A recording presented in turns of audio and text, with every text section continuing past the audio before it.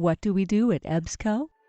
Our goal is to create products and services that allow our customers to succeed in serving the needs of their end users. In a nutshell, we help you do what you do. We begin by partnering with customers to study user behavior habits, software usability, and more.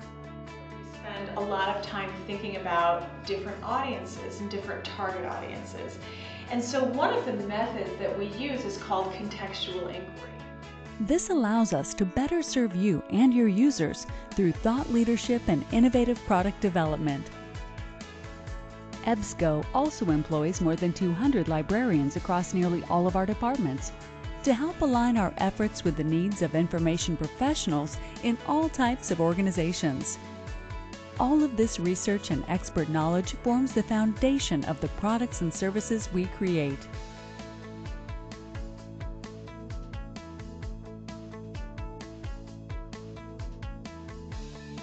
These resources are designed so you can provide your users with the highest quality content where and how they need it.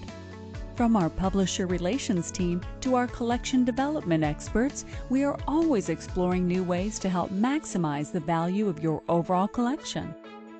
Great content must also be easily accessible for users to benefit from it. Our software developers, search experts, and other technologists build flexible, customizable, cloud-based services and APIs that enable interoperability among our information partners to ensure the best possible research experience for every user, every time. Of course, online information is only as reliable as the servers it resides on. Our technology architects and engineers ensure the availability, speed, and overall stability of our products through a redundant, multi-tenant, constantly updated server environment. All of this is backed by an industry-leading support team that works hard to help you succeed. In addition to scheduled training, EBSCO's support team is available via phone and email to help you meet the needs of your users. And it's our local team members who work even closer with you to understand your needs and develop customized solutions for your specific goals and budget. In the end, we share the same goals for success as you. The work that every librarian does is important. Through enhanced tools and workflows, EBSCO helps to optimize the value of that work in order to have a greater direct impact on the end user's library experience. Let's succeed together.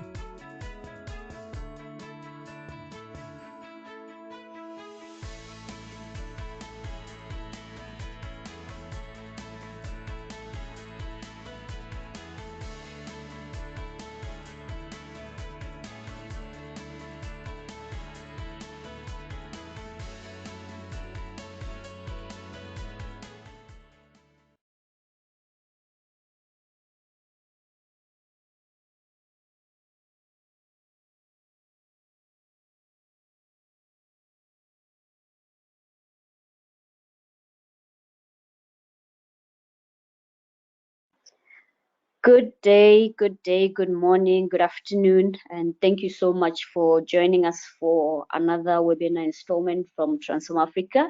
My name is Nelly, and today we're going to be focusing on research, right? I think research is a big discussion, right? And also we know how much as nations, as a continent, we can benefit from good quality, reliable research across various industries. So today we'll be looking at how we can foster quality research with the right resources and be able to empower our tertiary institutions, our academic institutions.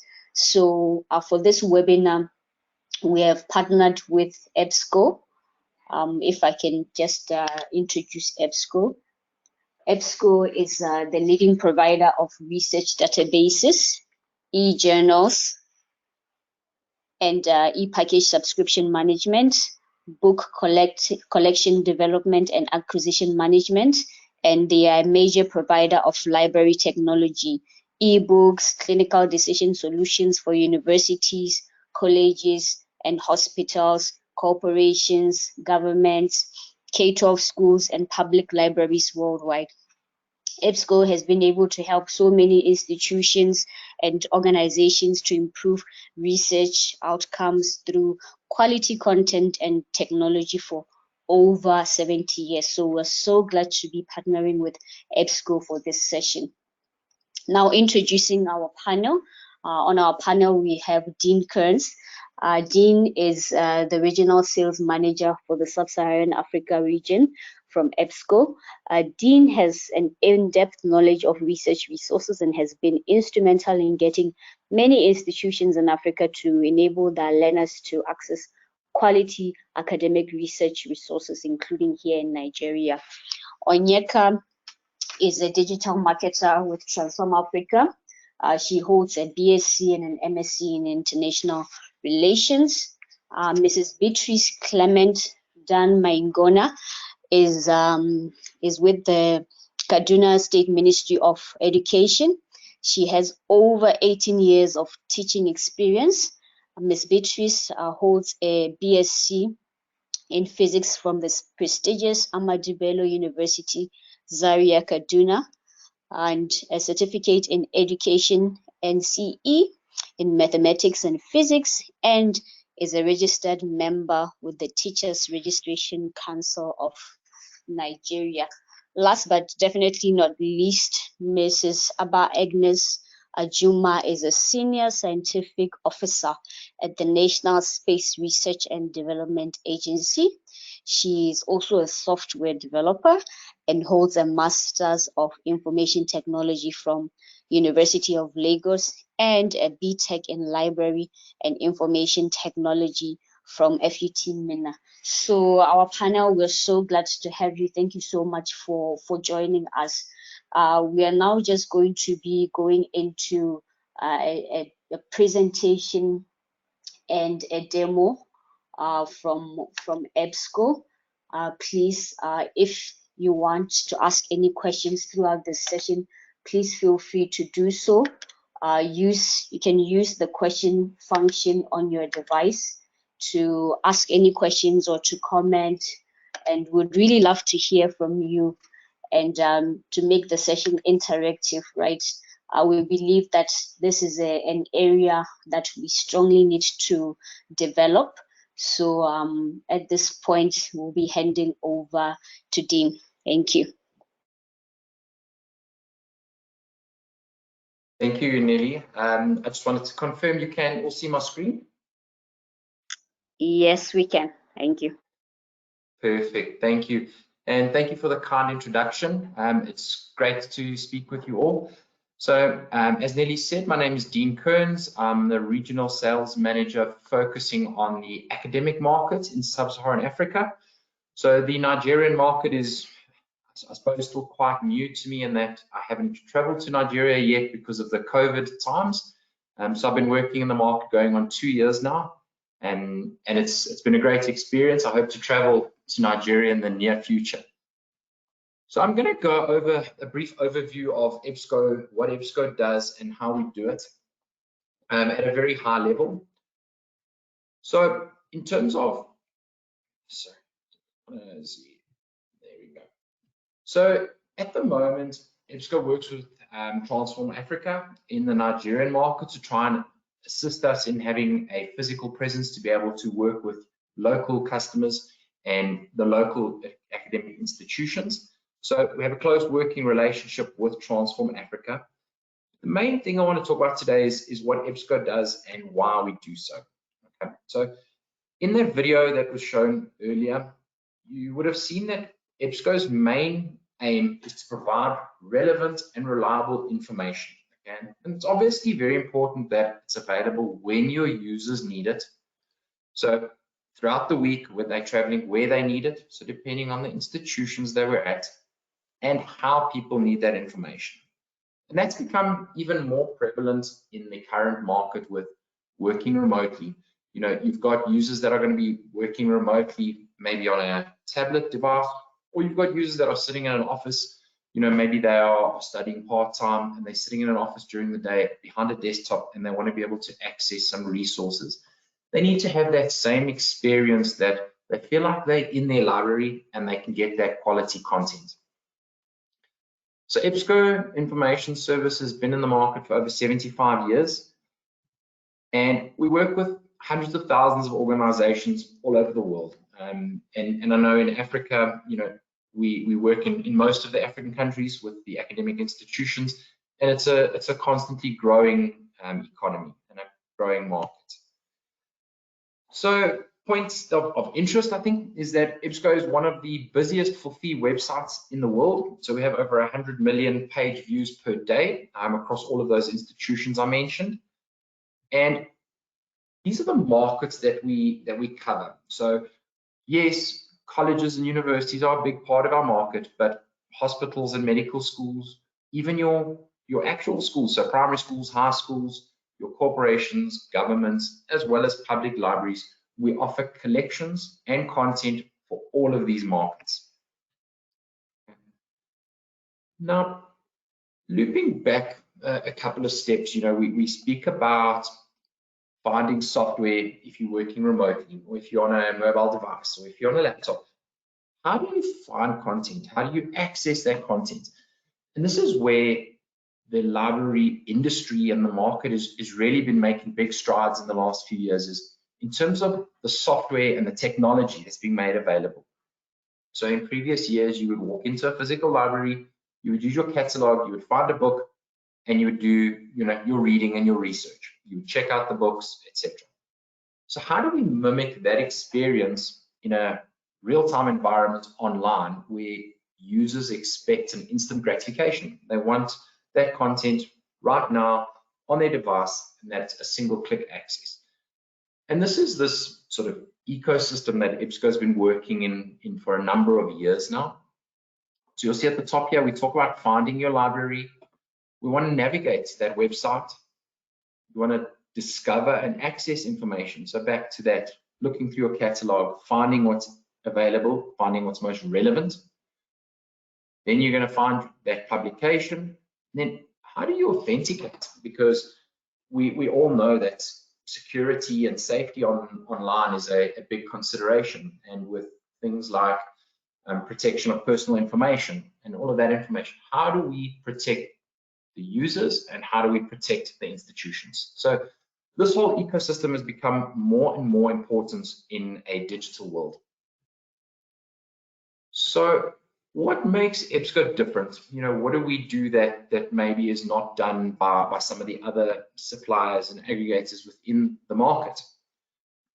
So with that long history we have of being in the library industry for so many years, we really do work closely with all of your big academic publishers and the publishers around the world, and we share common interest with them in supporting innovation and research and long-term success of students and publishers, and also that content that's being output and being used as research for all of your end users.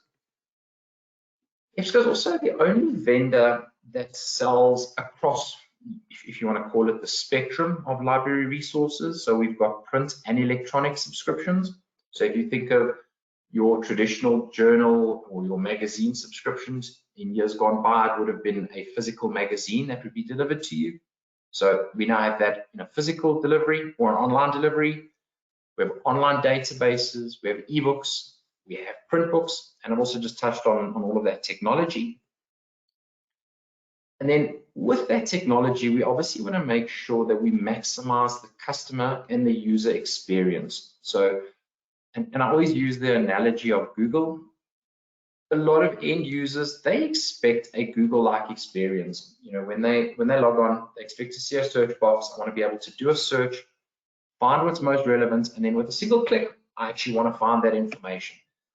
And if from a library and from an information and software provider from EBSCO side, if we're not offering a very similar experience, users will go to Google and they will not be using the vetted resources that are made available for them. So on that note, what is the difference between what EBSCO does and what Google does? We both offer you to a search and you get resources and you can do that searching in there. And the big thing to bear in mind is there is a difference between research and doing a search. and it's very hard to sometimes share that information with users. So what's the difference between EBSCOhost and Google? And here I've got a couple of quick points that I'm going to breeze over a few of them that are just worth highlighting. So number one is authoritative content. So EBSCO works with your highly reputable publishers from around the world. So all of your big academic publishers that vet that content and they make sure that it meets, the correct standards. Whereas on Google, content is free, but anyone can also publish inaccurate information, as that information and websites are not necessarily policed. So students are not sure what they are actually accessing. The second thing is relevance. So EBSCO results are not determined by user behavior or geographic location. We use a relevance algorithm that's built into the back of our EBSCOhost platform. And depending on a search that a user does, you get relevant results. And I'm going to demonstrate this in a few minutes in a live demonstration. But where it's different to Google is Google will often bring you results based on where you live or what you've looked up in the past. In terms of your limiters and filters, so when you get those hundreds or thousands of results, how do you sort through them? So EBSCO has a lot of limiters where you can start limiting and manipulating that information to get those narrow results and get the information you need. Whereas on Google, it doesn't really allow you to limit your searches to full text or to images or by dates necessarily. A big point of interest that I always like to highlight is citation assistance. And the reason I highlight this is when I was at university, I was never very good at including citations on my research and assignments. So I always found that this was a very exciting part of EBSCO. When you are doing research, you read an article, you reference an ebook, you get citation assistance within the platform. And I'll show you this in a few minutes again in the demo. But users can view, save, and print and these export citations for chosen articles.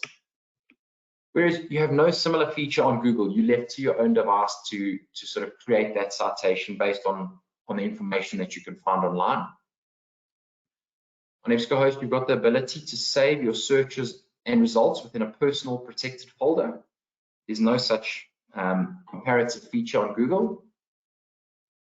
And then what is always great is we need to make sure that content that's being made available, and specifically in an academic environment, it is age appropriate.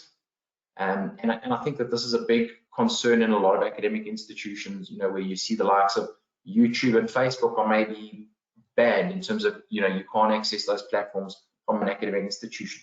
So what EBSCO does is we've got, and I'll list here 3 platforms. So EBSCO Discovery Service, EBSCOhost, or Explorer. So depending on whether it's a school or a university, for example, we've got relevant search boxes or platforms that are age appropriate.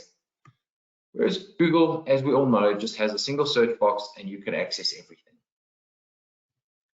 In privacy, obviously, EBSCO abides by all of your protection of personal information and GDPR and all of those policies and compliances. Whereas many sites will ask you for personal information on the open web. Next point is accessibility. So EBSCO has done a lot of work on text to speech.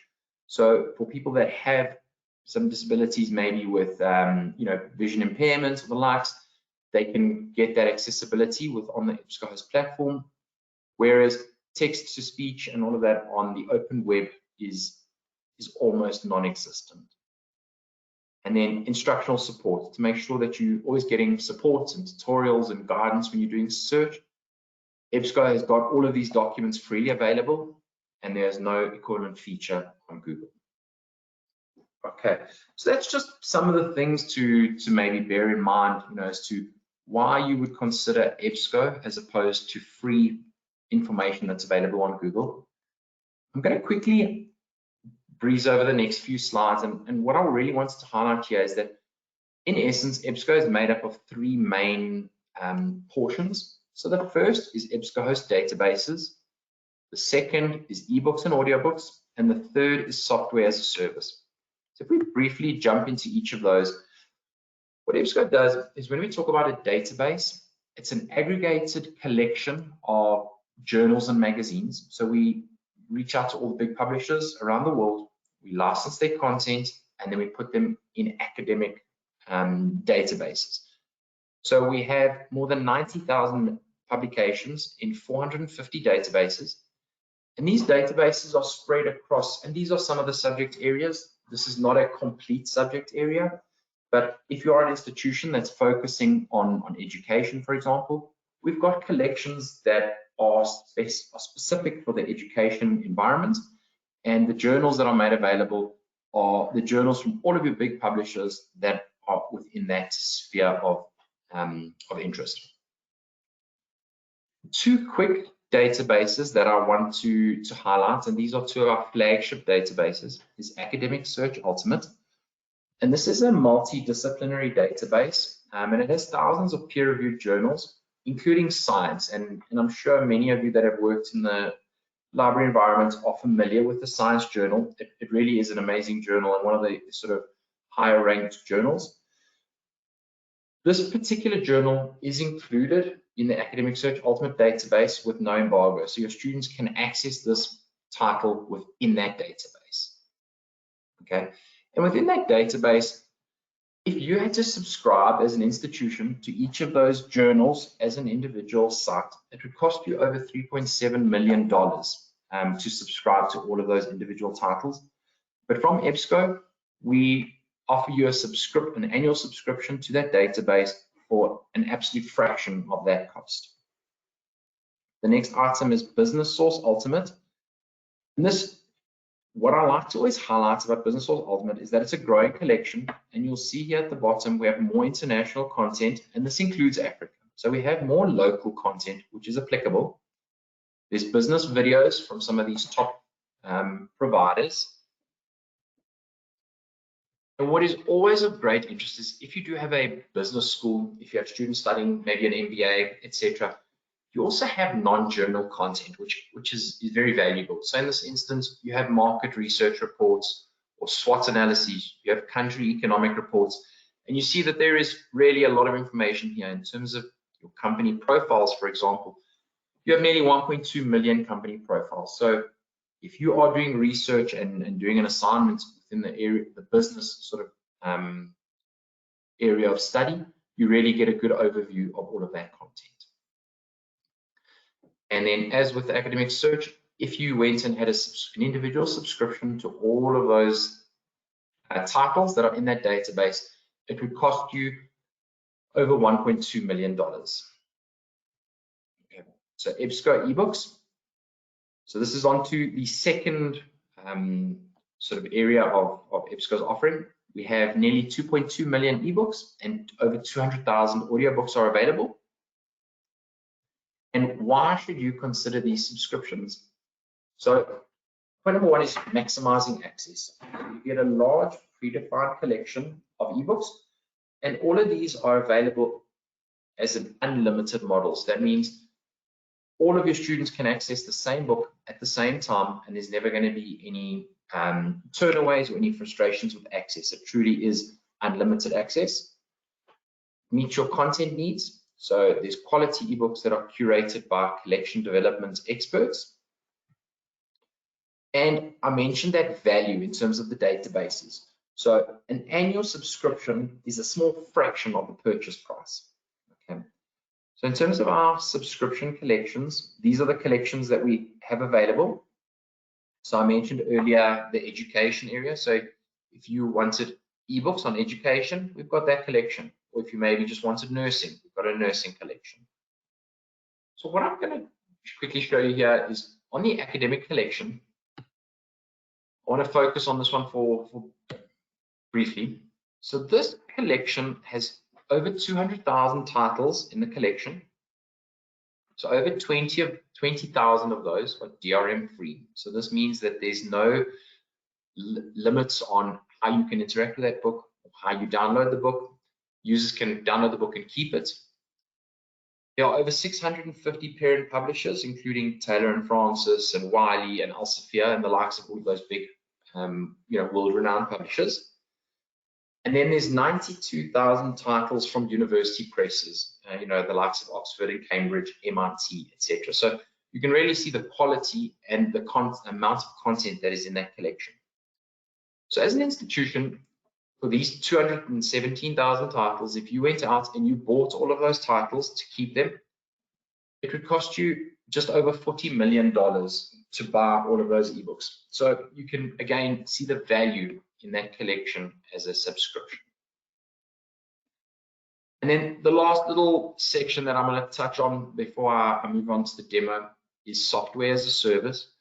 So why is this increasingly important today? And I touched on it briefly in my first slide.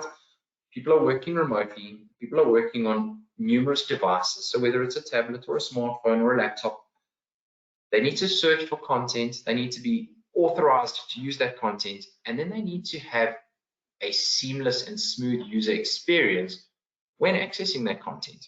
Okay. So from EBSCO's point of view, there's a number of items we work with. So EBSCO Discovery Service, which is basically like a Google search box for your library.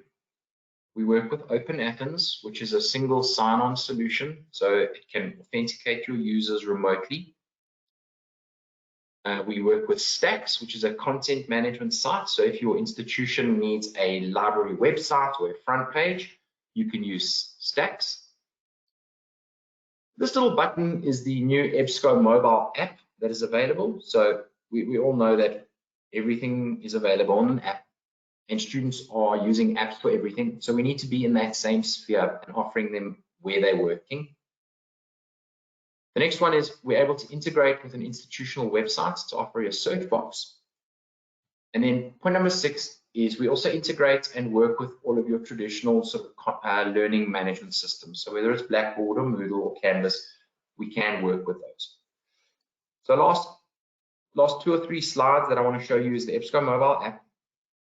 So when you're working with the app, it really is a seamless process. And the big benefit with this is once users have downloaded that app, logged into the app, and if your institution has a subscription to EBSCO resources, they can log in, do a search within that app, and then they can download the book to their smartphone and keep that book for a week or 2 weeks or whatever the checkout period may be. So this is briefly what it would look like. You would log into the app, you would click Get Started, you would search for your institution name, and then on your landing page, you've got your recently viewed, you've got some recent subjects or popular content. But if we clicked on the bottom, the little magnifying glass, and we did a search for The Outsiders as an example, you'll see the first result is an ebook for The Outsiders. And once I click on that book, you'll see immediately it gives you the title, the book jacket. It'll tell you if the book is available for you to use. And in the bottom, there's an immediate option to download that ebook to your device. Okay, so that's a brief overview of EBSCO and the sort of 3 subject areas that we focus on, or the 3 spheres. I'm going to briefly step over into a demo. If you can just give me 1 second to move across. Okay, Nelly, can you confirm that you can still see my screen? Yes, we can. Thank you. Okay, perfect. So for those of you that have maybe not seen the EBSCO platform before, this is the basic search landing page. So what I've done here is I've set up a trial access, and you'll see it's for Transform Africa in the top right-hand corner. But you'll see that you get a very similar look and feel to a Google experience. Okay, and we've done that purposely. I touched on it earlier where I mentioned users expect that Google experience. They want to be able to do a search and interact with the resources, within 1 or 2 clicks. So, and that's very much the premise of the EBSCO platform. Okay, so I'm not going to go into detail. Along the top here, there's a lot of functionality. So I mentioned that folder where you can save and sign in to keep your personal information. You've got languages and preferences and tutorials. We mentioned the instructional guidance and the tutorials. So that's all under help. I'm not going to go into all of that information today. But what I wanted to show you was how simple and intuitive the EBSCO platform is. So what I'm going to do is I'm going to do a search for business management, and you'll see very similar to Google. As soon as I start typing business, I'm going to get some suggested terms. And these are based on some of the more common search terms that are being used around the world. So some of the information that we gather is what are the hot trends and topics that people are doing research on and collecting information on, and we suggest these as some alternative terms. Okay. But I'm going to go back to my business management. I'm going to click search, and the EBSCOhost platform has now conducted my search. Okay. Now, on this particular page, you've got three main panels, if you want to call them that, to consider. So on the left, in this little panel, you can see it says refine results. I mentioned one of the big differences between EBSCOhost and Google was that ability to limit and expand your searches. So here you see all of our limiters. So we can limit if we only want to see full text, or if you're doing maybe some research and you need to make sure you're getting a peer-reviewed journal, maybe you only want peer-reviewed content. You can adjust your date. So let's say maybe I only want information from the year 2000 to the year 2022. I can adjust that. You'll see my number of results dropped from over 400,000 to 370,000, but that still is a lot of results. So we want to be able to limit those results. We've got source types. So if you want academic journals, magazines, you can see there's 13,000 ebooks. And all of these results are based on the relevance to my search term. So in this example, what we're seeing here is that there will be 13,195 ebooks that are related to business management. Okay. We've got your thesaurus terms. So you might also be interested in risk management in business or business planning. You've got your subject areas that you can look in. So you've got just management, or if you wanted industrial management. If you want to search by a particular publication, maybe. So if you want to just look in the Business Wire or Equity Bites, for example, you can do that. Maybe you want to see what information Taylor and Francis, for example, has on business management. So in this case, you'll see there's 22,000 results. And I'm not going to go through all of these, but I think you can get a good idea of what information is being made available. You can also limit by language, by geography, or you can look within a specific database. So I mentioned we had those 450 databases that are available. Depending on which ones you subscribe to, you can also limit by database at this point. Okay. And then on the right, you've got some additional information. So there's company information, you've got some images, you've got some videos within this result list. Okay. So that's everything that it sort of is around our result list. Now I'm going to focus a little bit on this center panel where our results actually are. So the first two results you'll notice, the first one is on business management, and you'll see just below it here, it indicates that this result is an ebook. The second result you'll see is an academic journal. So this is one of the big benefits of using the EBSCOhost platform as well, is that your ebooks and your academic journals are both on the same platform. You don't need to train, students and academic staff on this is where you access your ebooks and this is where you access your journals. It's all in the same platform. You'll see here ebooks. So a lot of the information we're seeing is ebooks, and then here's your academic journal.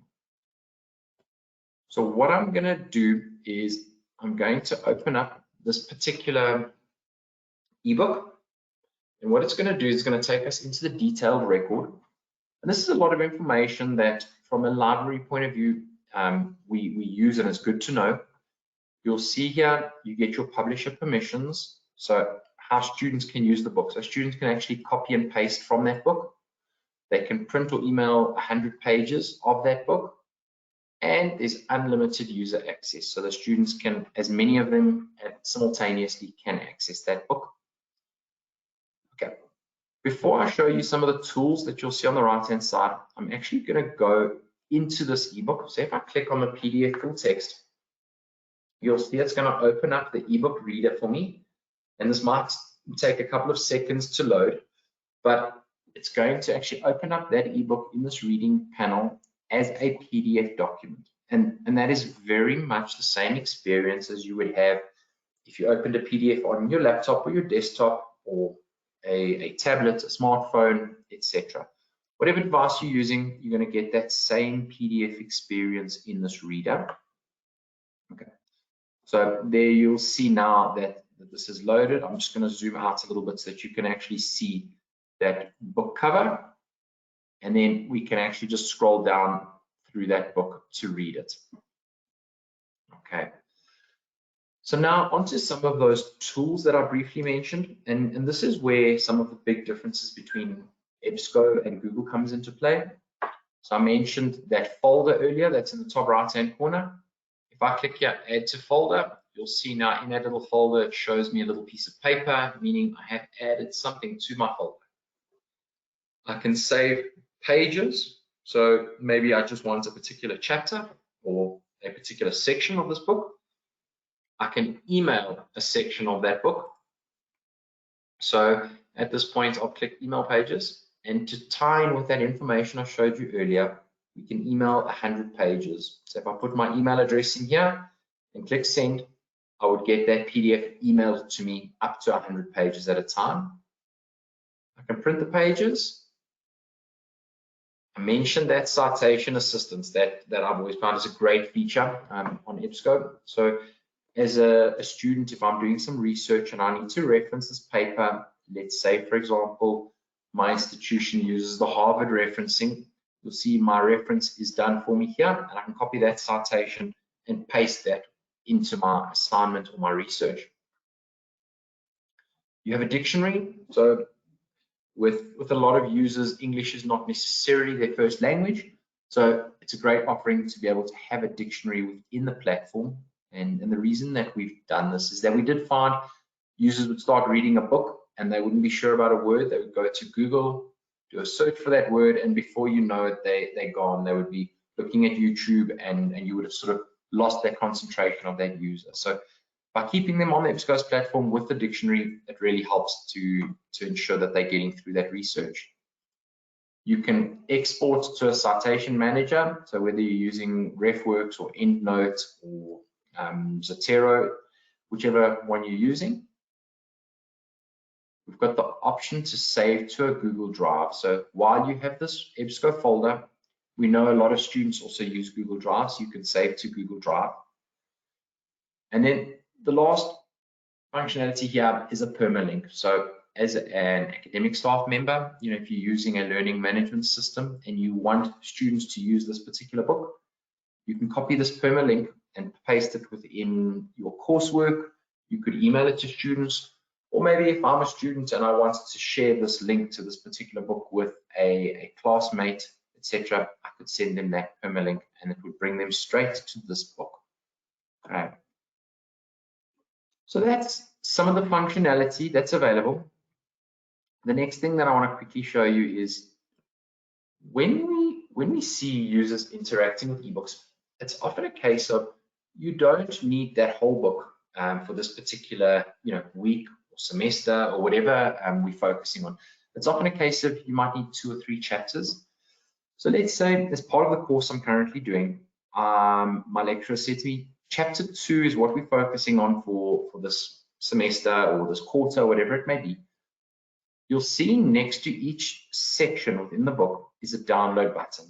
Okay, so if I click on that chapter download, you'll see here it says chapter 2 is 26 pages. So if I click, I want to download those pages, and I download the PDF, what it's going to do is it's going to immediately download that section that I've highlighted to my device. And whether that's a laptop or a desktop or a tablet, whatever device you're using, you're going to get an immediate download.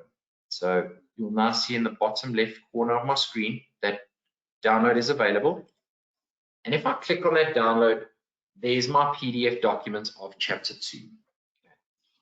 The biggest benefit with this is if I now go home, if I'm traveling, if I'm commuting, whatever it may be, if I'm offline and unable to get access to internet or to Wi-Fi, whatever it may be, I can still read this particular PDF in an offline environment, and I can keep this section for as long as I would need it. Okay, so you can see that it really is a seamless experience, and you know, really been focusing on that one-click access to be able to access your ebooks.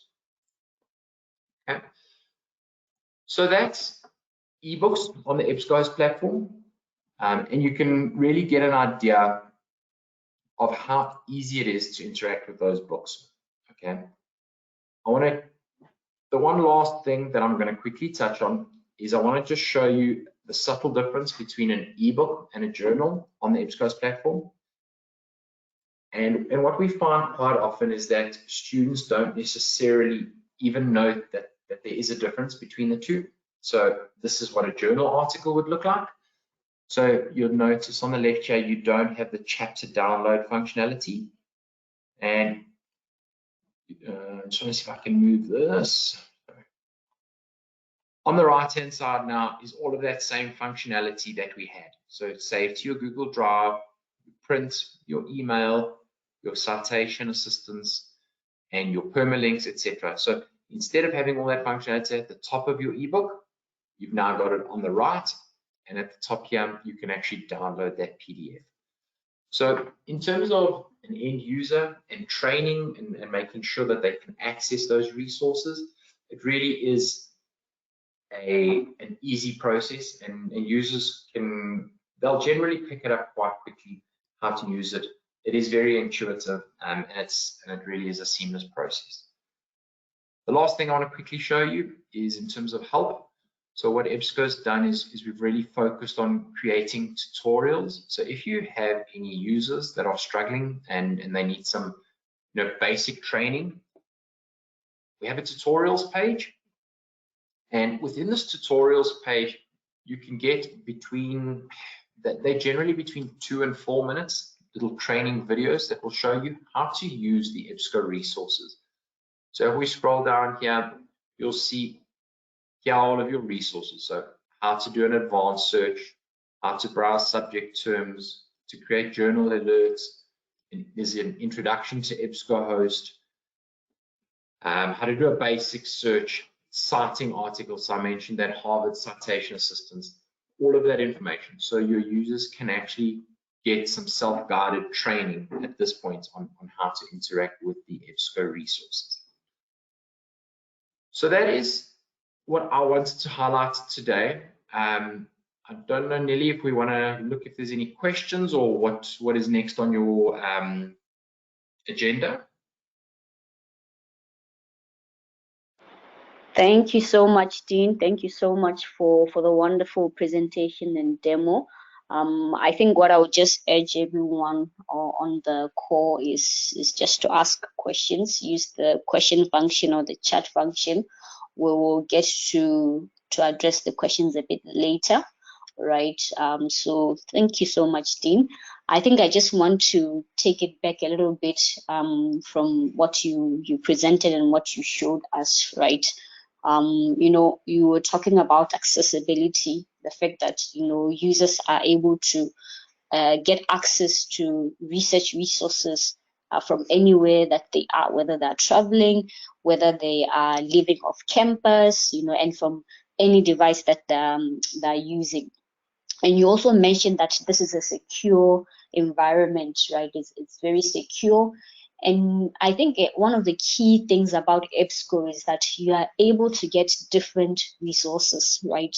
You find that when you are doing your research, you need to make sure that you are getting your information from various resources. I mean, not only are you looking at ebooks, but you're also looking at journals, you're looking at periodicals, right? So then it makes sure that the content or your research is diverse in terms of information sources. But most importantly, EBSCO really does help to maximize customer and user experience. And you showed us how easy it is for a user, to be able to get any information on whatever research topic that they're looking at simply through a search.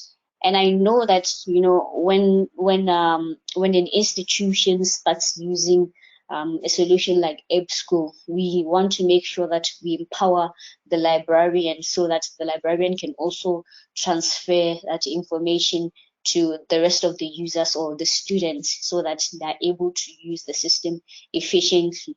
But I really appreciate that last aspect that you showed, which is the help.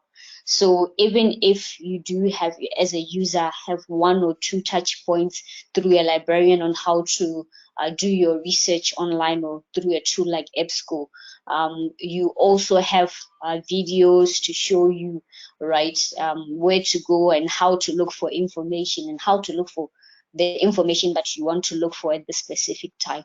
So thank you so much for that. At this point, we'll just take a very short poll. Just a few seconds. We just want to hear from you.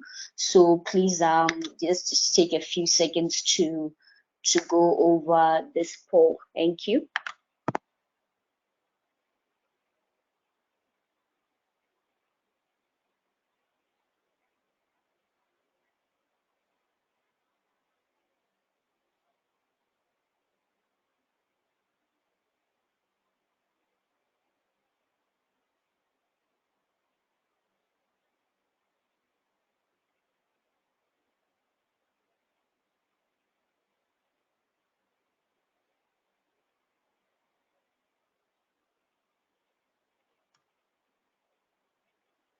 All right, so thank you so much for your responses. I see that most of you participated in that poll, and we can see that, you know, what you consider to be the biggest impediment in terms of producing quality research is really the lack of access, right? The lack of access to quality research resources. So at this point, we'll be moving on to our panel discussion. So with the panel discussion, we'll be going back to our panel just to hear a few viewpoints, get some information about what is happening in the research space, where it's going, and what we can do to really make sure that we foster that quality research within our organizations or our institutions. So the first question will be going to Mrs. Agnes, and this question says, what is the role of the library in education, and what are some factors affecting the library in Nigeria? So over to you, Mrs. Agnes. Thank you.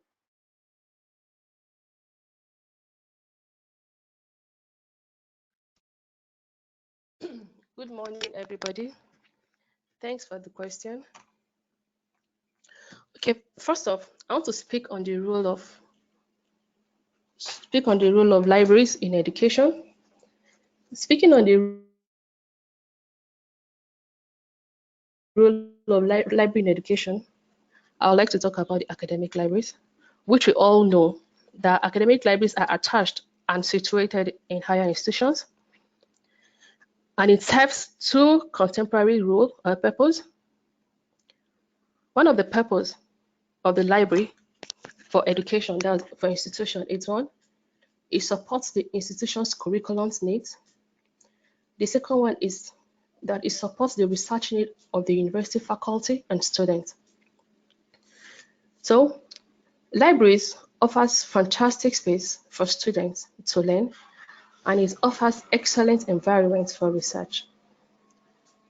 Libraries of today is moving towards systematic digitalized information. This digital library is a new trend which has added convenience for the students to search any information they need, and the information is searched easily with this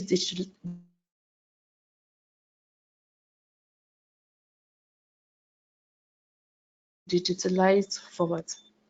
Also, we know that library provides students with essential research and reference materials. Some of these research and reference materials are what? Bibliographies, the glossaries, abstracts, dictionaries, encyclopedia, manuals, atlas. Like I've said before, I said libraries ensure necessary quiet environments for reading, studying, and research. That's for students here. So now I want to talk about the problems facing libraries in Nigeria and even Africans at large. Of course, what comes to our mind when we talk about problems facing libraries in Nigeria and even Africa? The number one thing that comes to our mind is what? Inadequate funding, which we know that is a serious issue affecting the activities of libraries in Nigeria and even other African countries. And this problem is attributed to bad leadership and economic crisis facing Nigeria and most African countries today. Libraries, as we all know, they are not well funded due to non-approval of budgets, and in worst case, when the budgets come, most libraries experience what we call budget cuts. And when there's budget cut, right, the librarians will not be able to use the money for what they're supposed to use for. So in essence, this will lead to poor condition of service, shortage of professional staff, poor human resource management, extreme dilapidated structure, absolute resources. There's no funding, they can't get resources, they can't get books to read and all. Even inadequate IT infrastructure and facility will be a problem when we have no funding in the library, library institutions, sorry. So another point I would like to talk about again as a problem affecting libraries in Nigeria and also Africa is problem of tribalism and religion. In this space we find ourselves, most people don't get job which they are qualified for. The jobs they get is based on connections. So in the long run, you find out that the staffs in such library or even other organization, they cannot perform well because it's not based on what they know. It's based on connections that they go to the position that they are. So another thing I would like to talk about is library locations. We know we have academic library, we have public libraries, right? For academic libraries, they are situated in higher institutions, tertiary institutions, and public libraries are situated in urban areas. So the locals will not have access. Most times they don't have access to libraries and library facilities because of the location of the library, and it's not even close to them, so they don't have access to it. Another thing I'd like to talk about again is poor readership cultures of Africans. We have very poor readership culture. Most people, instead of going to the library to read, they'll prefer to just go to Google, type in what they want to type, and get their results. To read books is a problem for Africa. Sorry to say that. Another thing I would like to talk about again is we have poor archiving nature in Africa. Most times we see Europeans telling our own story. Most Africans, we don't keep our stories, we don't keep our African culture. So this did lead to most Europeans now telling our stories instead of Africans telling the stories because of this poor archiving culture. Then we have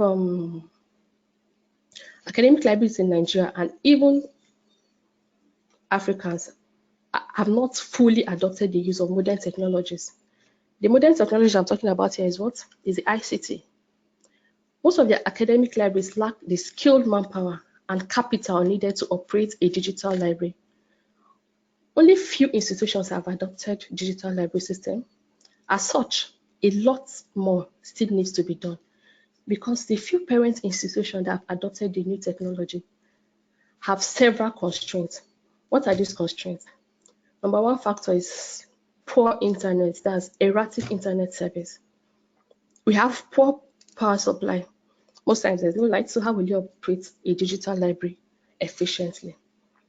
Lack of hardware, lack of software, and most of instance, the IT literacy among the librarians is very, very bad.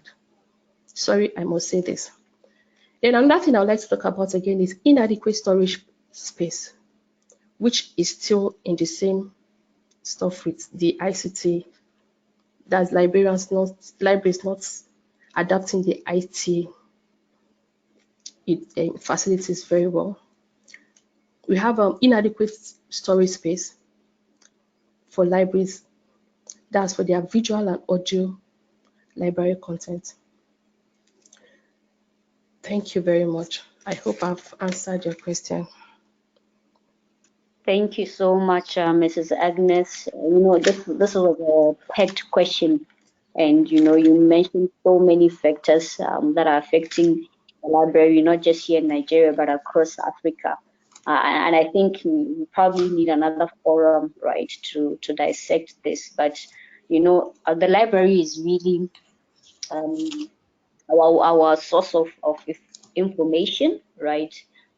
Especially when it comes to academic institutions, students and other academics depend on the library for so many things, right? Whether it's assessments, assignments throughout the semester, or if you are doing a major or minor thesis, right?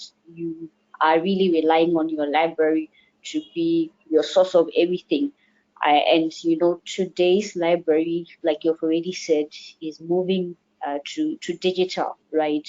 As much as we have physical libraries in various locations, various institutions, we cannot overemphasize the importance of the wealth of knowledge that our digital libraries carry.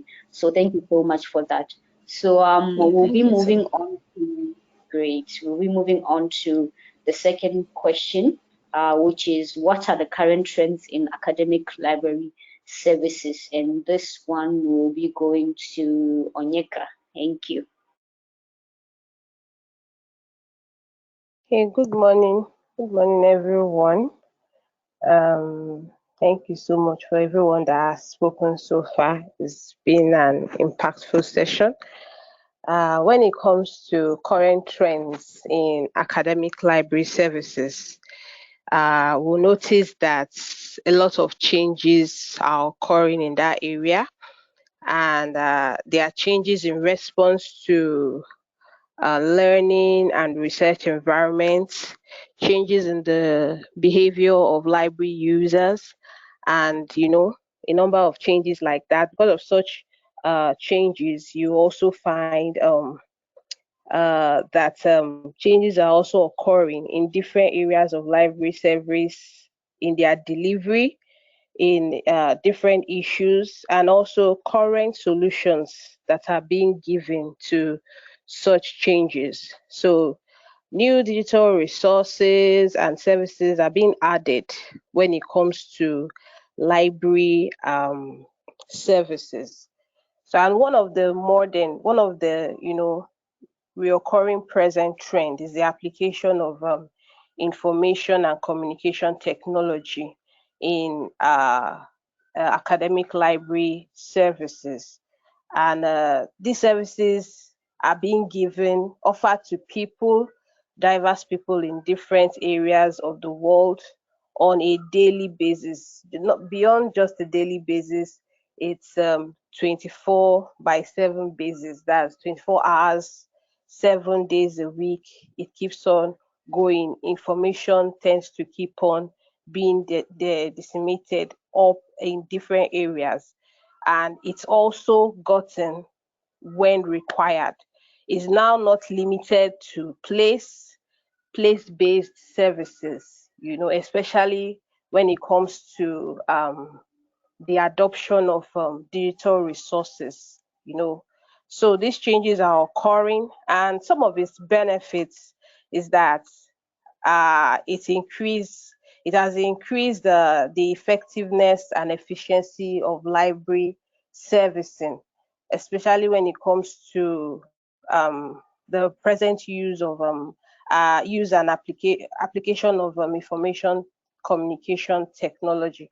Just as one particular thing I got from what Dean said was the fact, especially when he talked about difference between a tool like EBSCO and Google, is that EBSCO is deeply for research, while Google, you're just making a search.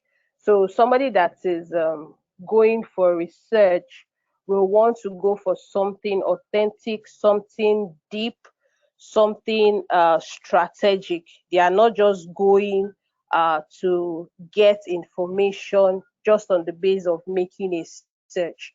Is to do research and to inform people about what they are doing. And also, the current trend has also seen a reduction in the time of information access, location, and retrieval of these information. You know, we're now living in a global village, so it's like everything is now is shrinking. You don't need to stay at a particular hour to call somebody or to get access to a particular resource when it comes to academia in a location or in a particular time. You can get it at the snap of your finger. And also, the current trend that we see in academic library resources is that is the saving of library physical space. You know, almost everything is becoming remote. You know, you might not necessarily need to go to a physical library to get access to quality information. So those are some of the trends that we see, and even with that, you are still connected, you're still informed, you're still current about your research. And another thing, lastly, what I'll just talk about is finding appropriate research data. That is another current trend that is happening. And beyond just that data is also security of the user on any platform. You know, when doing research, users tend to be much more conservative and much more specific about what they want. So data is a major thing now in our world. Getting the right data, getting the right statistical analysis about different research topics, different works is very important, and the security of the user and the data is also another important is also another current trend in academic library services. So thank you. Thank you so much, Onyeka. I think you have unpacked it all, right? And the central theme of where it's all pointing to is digital resources, right? Like EBSCO. I think most of the points that you were mentioning really revolve around going digital. So I'll go on to the next question, which is, what is the registration process for EBSCO like for industries, more especially schools, and how easy is the environment for students? So this one will be going to Dean. Thank you. Thank you, Nelly. That's great. I would like to just say thank you, Mrs. Eglinton Onyeka, for some of the comments and things that you've made in terms of the library world. I think it's very interesting for me to see that some of the things that you are picking up on and mentioning that are happening in the Nigerian market, we see as prevalent trends, and some of the stumbling blocks that we even mentioned are some of the trends that we are seeing throughout Africa, and even to a larger extent throughout the world. So the thing that I wanted to really highlight is that we're not on our own here, and that all of you at the institutions, you're not on your own. We are finding new ways to make sure that we are offering resources and that learning ability to students wherever they are and however they need it. So from our side, and I'm going to touch on the second part of this question before, how easy is the environment for students? In my presentation, I briefly touched on the different platforms. So I showed you EBSCO host platform, which is really a single search box. You do your search and you access your resources, and that ties in with your mobile app.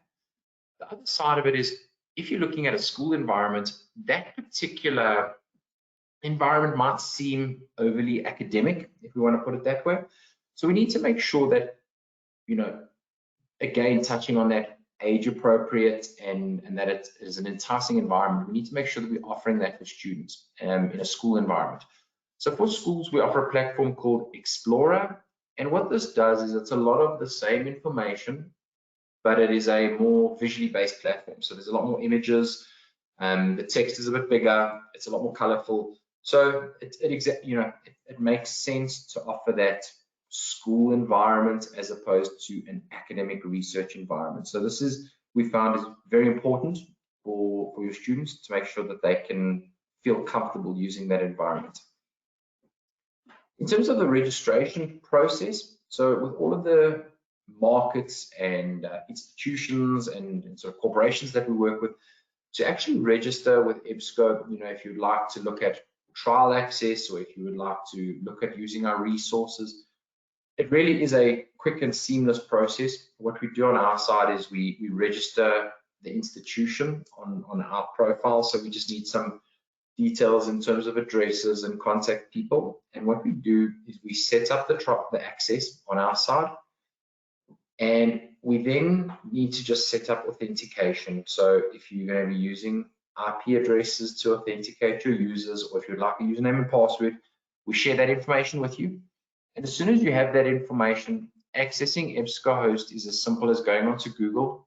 You look for so you go to the site search.ebscohost.com, and it's all a cloud-based platform. So the actual process for your end users is really smooth. They won't even sort of need any registration process. They would just log in using the credentials provided, and they would then be able to access those EBSCO resources, whether it was online through their Google platform or through their EBSCO mobile app. So I think that was it from me. Thank you, Nelly. Yes, thank you so much, Dean. And I can also attest to the friendliness and easy usage of EBSCO.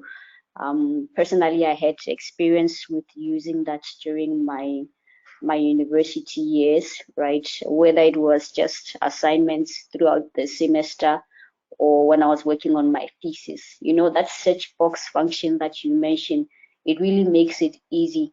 And we'll basically just be using our login details that we use for the library, or to log on to our learning portals, to also access the databases, the journals, right?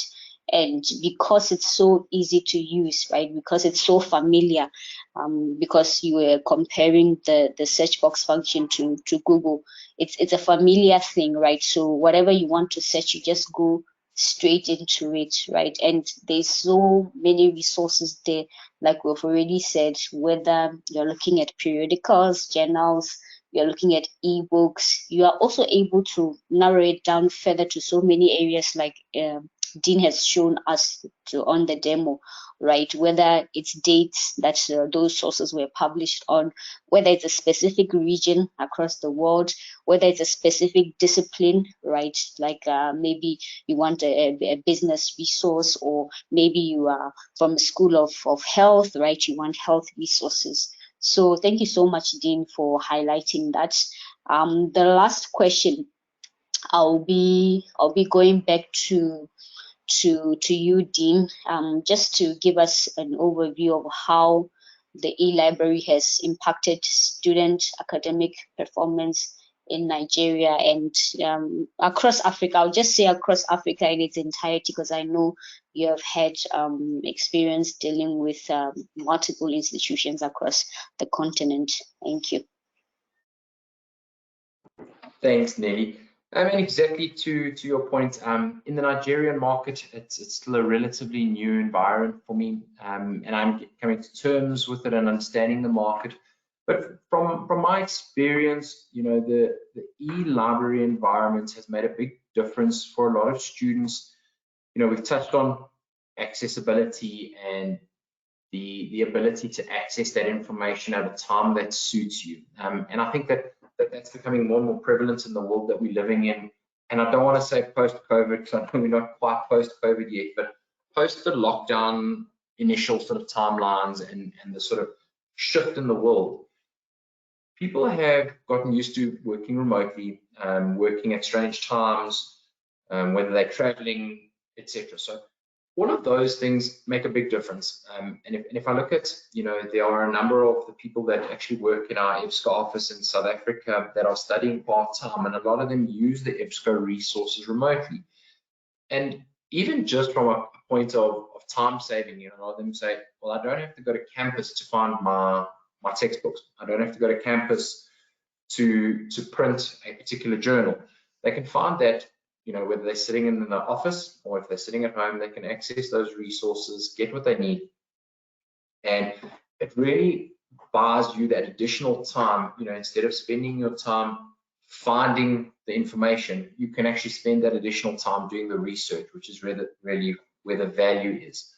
So we are finding that it has impacted student performance across the board, and it really makes a difference in terms of that, as I mentioned just now, that accessibility and the confidence in that the information that I'm receiving is world-class information. And I think that that's also something to always bear in mind, that the resources that are being offered to countries in Africa and even in Nigeria are the same research resources that are being offered to your top, Ivy League universities in America, or your Oxford and Cambridge sort of level universities in Europe. So it really gives us that level where we can say, well, the resources that we are using in Africa is on par with the best in the world. And I think that really will make a big difference in years to come for some of the learning as well as the research output that will be coming out of Africa. So thank you, Nelly.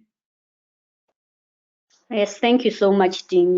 Those points that you made, I 100% agree, especially in terms of accessibility, right? Some students, if you're looking at a bachelor level or a diploma level, right, they could be schooling and working at the same time, but the statistics increase as you go higher up. If you're looking at somebody doing the masters, it's probable I'll say almost 100% that most of the time you'd be doing your masters and you're also working. So the fact that you're able to access EBSCO from anywhere really makes it convenient and makes it easy.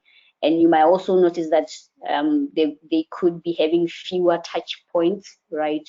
Meaning that maybe they're having classes in the evening, or they're meeting only a few times in the week. So the rest of the time they're away from campus, that they're really able to continue to access the resources. So thank you so much, Dean. Thanks everyone on the panel. There is a question that I would just like us to address shortly. Dean, I'll be throwing this question at you. So this question is from Kenny. He's asking, please, what is the cost implication of subscription, either as an institution or an individual? Thank you. Thanks, Nelly, and thank you, Kenny, for that question. So with pricing, from an EBSCO point of view, it's always very tricky to say what the pricing is, because we don't have a one price or a one size fits all approach.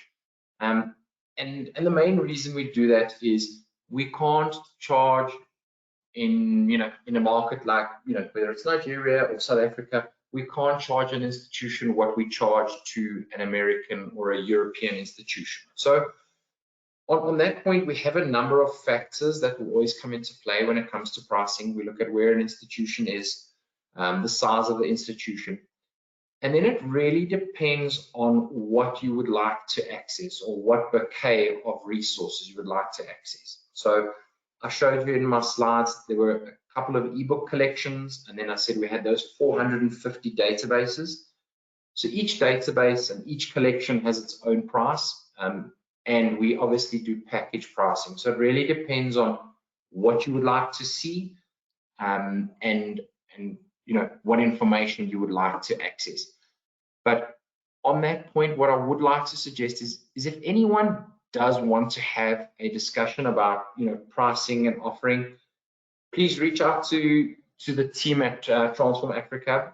We work quite closely with them, and we can share information with you in terms of what packages are available. We can set up some trial access. I can do a demo for you. We can look at pricing, but pricing discussions and what you're going to access, we deal with on a case-by-case basis with the individual institution. So please reach out to us, and we're happy to work with you on that. Thank you. Thank you so much, Dean. Indeed, there is a number of factors that would ultimately inform your subscription. So, Kenny, thank you for that question. I'll be sharing our contact details towards the end, and for anyone else who has a similar question. So please, let's just take this very short poll as we close.